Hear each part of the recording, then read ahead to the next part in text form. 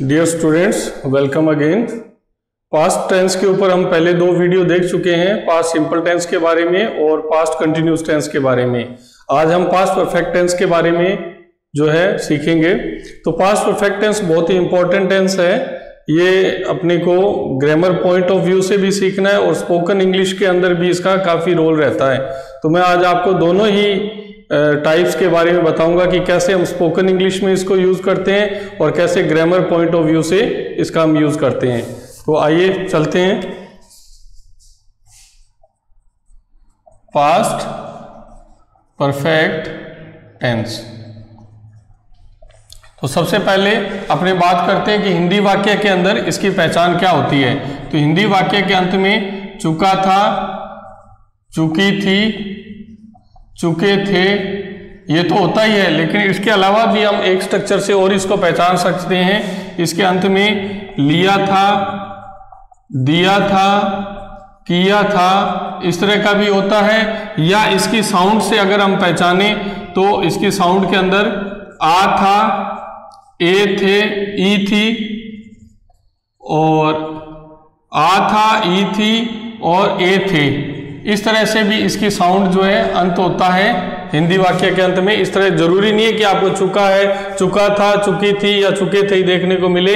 लिया था, दिया था, किया था भी हो सकता है, या आ था, ई थी, ए थे, इस तरह से भी इसका अंत हिंदी सेंटेंस का हो सकता है। अब हम कुछ सेंटेंस, अब इसके स्ट्रक्चर की बात करते हैं। तो सबसे पहले हम सब्जेक्ट, इसकी स्ट्रक्चर के अंदर सबसे पहले हम क्या लगाते हैं, सब्जेक्ट लगाते हैं, फिर हम हेड लगाते हैं और फिर वर्ब की थर्ड फॉर्म और ऑब्जेक्ट लगाते हैं। तो इस तरीके से हम इस सेंटेंस को बना सकते हैं। जैसे एक सेंटेंस लेते हैं हम, कोई भी एक सेंटेंस आप लीजिए परफेक्ट। वह कमरे को रंग कर चुका था, कमरे को रंग कर चुका था। तो अब ही लग जाएगा, ही हैड, और रंग करना पेंट हो गया तो he had painted the room, वह कमरे को रंग कर चुका था। तो इस तरह से हम एफर्मेटिव सेंटेंस जो है वो बना सकते हैं। तो इसमें हमारे को क्या करना है, हेड लगाना है, सभी सब्जेक्ट के साथ हेड लगेगा। जो प्रेजेंट परफेक्ट है उसके अंदर हमारे पास चॉइस रहती है कि हम किसी सब्जेक्ट के साथ, जैसे ही, शी, इट, नेम और सिंगुलर नाउन है उसके साथ हम हैज का यूज करते हैं और आई, वी, यू, दे के साथ हम हैव का यूज करते हैं। लेकिन यहाँ पर जो है हम सभी सब्जेक्ट आई, वी, यू, दे और प्लूरल नाउन के साथ भी और ही, शी, इट, नेम और सिंगुलर नाउन के साथ हम जो है हेड का ही यूज करेंगे। हमारे पास कोई चॉइस नहीं है, सभी सब्जेक्ट के साथ हमने हेड और वर्ब की थर्ड फॉर्म लगानी है। तो इसका नेगेटिव सेंटेंस अगर हम बनाते हैं तो नेगेटिव सेंटेंस में हमें क्या करना है कि हेल्पिंग वर्ब के साथ ही हमें नोट लगा देना है। जैसे वह कमरे को रंग कर चुका है, तो आप इसका हिंदी बना सकते हैं, उसने अभी कमरे को रंग नहीं किया था, या वह कमरे को रंग नहीं कर चुका था। मान लीजिए ऐसा लिखा हुआ कि वह कमरे को रंग नहीं कर चुका था। तो अब यहाँ क्या हो जाएगा, ही हेल्पिंग वर्ब हैड हो जाएगी, ही had not painted the room, he had not painted the room. तो इस तरह से हम जो है नेगेटिव सेंटेंस बना सकते हैं। चलिए कुछ और सेंटेंस की प्रैक्टिस करते हैं। इसके एक सेंटेंस और लेते हैं हम एफर्मेटिव। तो इसके अंदर देखिए, वह 8 बजे से पहले सो चुका था, वह 8 बजे से पहले सो चुका था। तो he had gone to bed before 8, he had gone to bed before 8। इस तरह से हम जो है वो बोल सकते हैं। वह 8 बजे से पहले सो चुका था, तो he had gone to bed before 8। अब मान लीजिए हमें नेगेटिव बनाना है कि वह नहीं सो चुका था, तो हम क्या बोलेंगे, he had not gone to bed before 8। तो इस तरह से बिल्कुल सिंपल है। जो आपने एफर्मेटिव बनाया है उसमें जो हेल्पिंग वर्ब यूज की है उसी के साथ आप नोट लगा देंगे तो आपका नेगेटिव सेंटेंस बन जाएगा। अब क्या वाला वाक्य बनाना है, तो मैं हमेशा अक्सर आपको बताता हूं कि जब भी आपको क्या वाला वाक्य बनाना है तो आपको जो हेल्पिंग वर्ब है उसको सेंटेंस के स्टार्टिंग में लगा देना है। तो कुछ सेंटेंस देखते हैं हम क्या वाले वाक्य से। तो इसके अंदर जो है क्या वाला वाक्य हम बना सकते हैं, मैं आपको कुछ एग्जांपल बताता हूं। क्या उसने अपना पाठ याद कर लिया था। तो सबसे पहले क्या वाला छोड़ दो, तो उसने अपना पाठ याद कर लिया था। तो यहां पर ही या शी जो भी सब्जेक्ट आप लगाते हैं, he had learned his lesson. अगर शी लगाएंगे तो हर आ जाएगा, तो he had learned his lesson. अगर आपको अब क्या वाला बनाना है तो आपको हेल्पिंग वर्ब बाहर लगानी है, तो ये क्या हो जाएगा, हैड ही लर्नड, वर्ब की थर्ड फॉर्म है हिज लेसन, और क्योंकि इंटेरोगेटिव बन गया तो हम क्वेश्चन मार्क लगा देंगे। तो इस तरह से हम इंटेरोगेटिव सेंटेंस जो है वो बना सकते हैं हेल्पिंग वर्ब को बाहर लगा करके। तो अगर आपका इंटेरोगेटिव नेगेटिव है तो आप सब्जेक्ट के बाद में नोट लगा देंगे, हैड ही नोट। क्या उसने अपना पाठ याद नहीं कर लिया था, तो इस तरह से इंटेरोगेटिव भी है और नेगेटिव भी आ गया, तो had he note learned his lesson हो जाएगा। तो आप इजीली बना सकते हैं। अब हम बात करते हैं कि WH वर्ड से जो है वो कैसे बनाते हैं। तो एक WH वर्ड का एग्जांपल लेते हैं। उसने पौधों को, या वह पौधों को पानी दे चुका था, वह पौधों को पानी दे चुका था। तो यहाँ क्यों दे चुका था, वह पौधों को पानी दे चुका था, ये अफर्मेटिव हो गया। नेगेटिव बनाना है, वह पौधों को पानी नहीं दे चुका था। इंटेरोगेटिव बनाना है, क्या वह पौधों को पानी दे चुका था, वह पौधों को पानी क्यों दे चुका था। यहाँ मैंने लिख दिया क्यों दे चुका था। तो अब अपने को सबसे पहले क्यों को हटा दीजिए। एक simple sentence, he had watered the plants, he had watered the plants. अब नेगेटिव हो गया। अगर आपको ये अफर्मेटिव है, अगर आपको नेगेटिव बनाना है तो आप बोलते हैं he had watered, he had not watered the plants, वह पौधों को पानी नहीं दे चुका था, वह पौधों को पानी नहीं दे चुका था। तो उसके बाद इंटेरोगेटिव बनाते हैं हम, तो हैड पहले आ जाएगा, had he watered the plants, had he watered the plants. तो ये इंटेरोगेटिव आपका बन गया। अब अगर आपको नेगेटिव इंटेरोगेटिव नेगेटिव बनाना है तो आप नोट लगा देंगे सब्जेक्ट के बाद में। और WH वर्ड से बनाना है तो क्या लिखा हुआ है, पौधों को पानी क्यों दे चुका था। तो क्यों की ट्रांसलेशन वाई होती है, तो आप क्या करेंगे, WH फैमिली से बनाएंगे। तो सबसे पहले आ जाएगा वाई, उसके बाद helping verb why had he watered the plants. तो इस तरीके से आप जो है इजीली पास्ट परफेक्ट टेंस के अंदर जो है इजीली आप सेंटेंस को बना सकते हैं, सेंटेंस ट्रांसलेशन कर सकते हैं। एफर्मेटिव के अंदर हेड प्लस वर्ब की थर्ड फॉर्म लगानी है। उसके बाद आपको नेगेटिव आ जाता है तो हेड के साथ नोट लग जाएगा। उसके बाद इंटेरोगेटिव आता है तो आप जो हेड को स्टार्टिंग में लगा देंगे। और WH वर्ड से अगर सेंटेंस है तो जो हेड स्टार्टिंग में लगाया उससे जस्ट पहले उस WH वर्ड की ट्रांसलेशन लगा देंगे, तो WH इंटेरोगेटिव सेंटेंस बन जाएगा।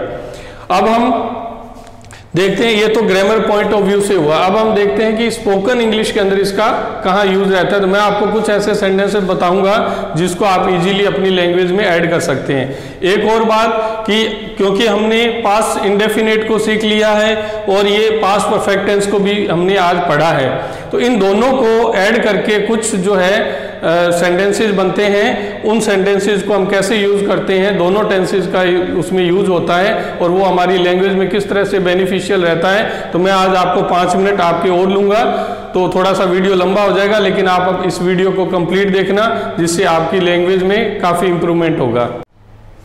डियर स्टूडेंट्स, ये 2 सेंटेंस हैं। रीमा के आने से पहले राहुल बाजार जा चुका था और नरेश के आने से पहले हम डिनर कर चुके थे। ये इस तरह से काफ़ी सेंटेंसेस हमें जो है हम यूज़ करते हैं अपनी डे टू डे लैंग्वेज के अंदर। तो अब हमने देखना है कि इसको हम कैसे ट्रांसलेट करेंगे। तो डियर स्टूडेंट्स, अब इसके अंदर हम पास्ट सिंपल और पास्ट परफेक्ट दोनों टेंसेस का यूज करेंगे इन सेंटेंसेस को ट्रांसलेट करने के लिए। तो कैसे, क्या हमारी स्ट्रेटेजी रहेगी? तो हमें इसमें देखना है कि दो काम हुए हैं रीमा के आने से पहले, यानी रीमा आई और राहुल बाजार जा चुका था, राहुल बाजार गया। तो यहाँ पर दो एक्शन हमें होते हुए दिख रहे हैं, एक रीमा का आना और एक राहुल का बाजार जाना। तो हमें सबसे पहले ये आइडेंटिफाई करना है कि कौन सा काम पहले हुआ है। तो रीमा के आने से पहले राहुल बाजार जा चुका था, तो अगर हम ध्यान से पढ़ें तो हमें पता लगता है कि राहुल बाजार जा चुका था और उसके बाद रीमा बाद में आई।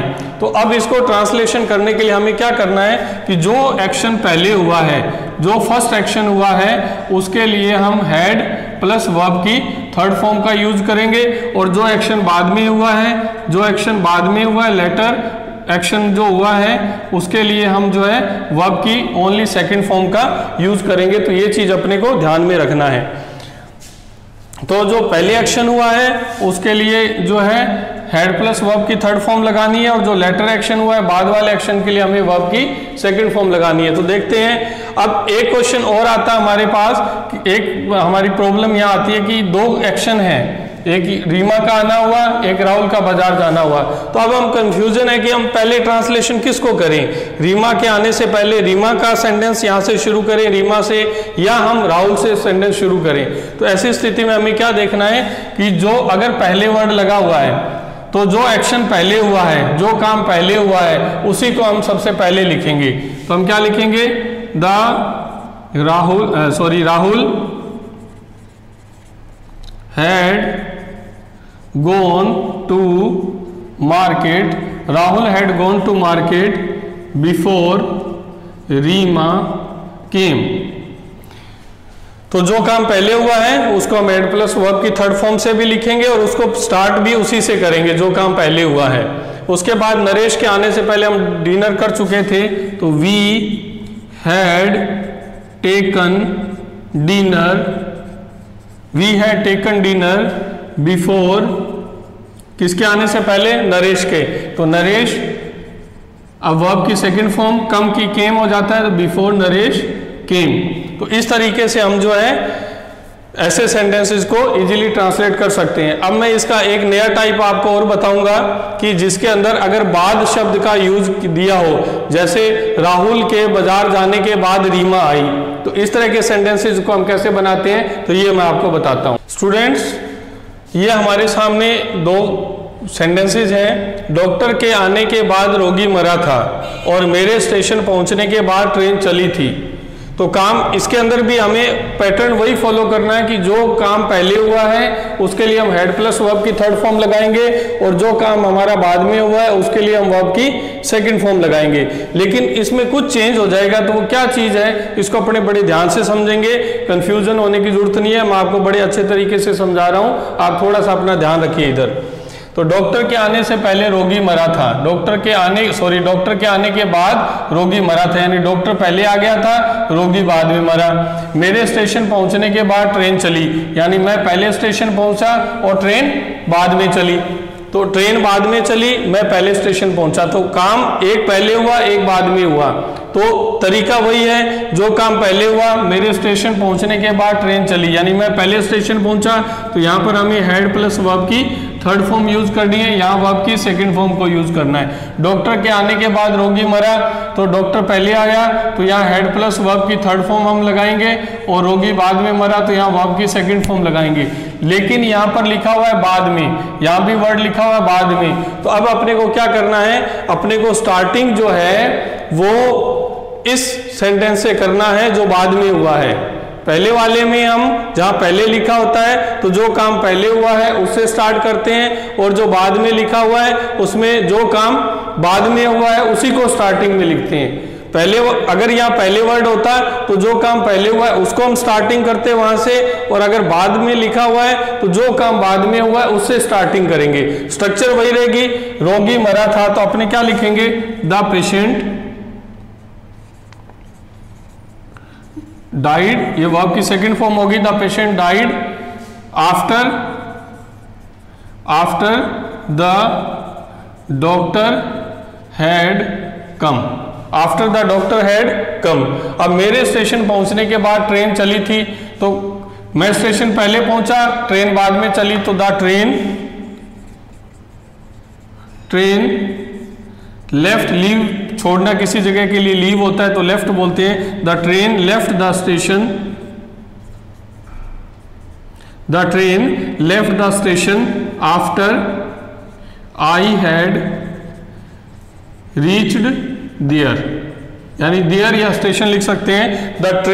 The train left the station after I had reach there. तो डियर स्टूडेंट्स, इस तरह से ये हमारी लैंग्वेज के अंदर बहुत ही इंपॉर्टेंट जो है टेंस रहता है और इसको हम यूज करते हैं। तो मैंने आपको दोनों तरीके बता दिए कि पहले अगर वर्ड लिखा हो तो उसको कैसे ट्रांसलेट करते हैं और बाद में आ जाए तो कैसे ट्रांसलेट करते हैं। लेकिन हमें ध्यान एक ही चीज रखनी है कि जो काम पहले हुआ है उस सेंटेंस को चाहे हम पहले लिख रहे हैं चाहे बाद में लिख रहे हैं, इससे कोई कंफ्यूजन होने की जरूरत नहीं है। अगर हम उसको जो काम पहले हुआ है तो उसको हम हैड प्लस वर्ब की थर्ड फॉर्म लगा के लिखेंगे, जो काम बाद में हुआ है उसको हम वर्ब की सेकंड फॉर्म लगा के लिखेंगे।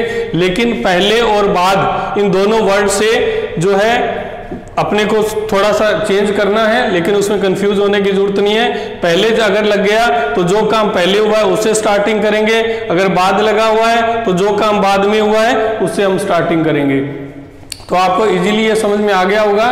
तो आप एक दो बार अपने प्रैक्टिस करें खुद सेंटेंसेस के ऊपर। ये जैसे वीडियो सेशन टेंसेस के ऊपर कंप्लीट हो जाता है तो नेक्स्ट 2-3 वीडियोस के अंदर मैं आपको जो है इनके प्रैक्टिस के लिए कुछ सेंटेंसेस दूंगा और मैं आपकी हेल्प करूंगा, जिससे हमें कंप्लीट जो टेंस हैं हमारे टेंसेस जो है वो कंप्लीट जो उनका है वो रिव्यू हो जाएगा और आपका जो रिवीजन हो जाएगा और आप इजीली जो है टेंस को सीख पाएंगे और आपको कोई भी प्रॉब्लम फ्यूचर के अंदर नहीं आएगी। Thanks for watching.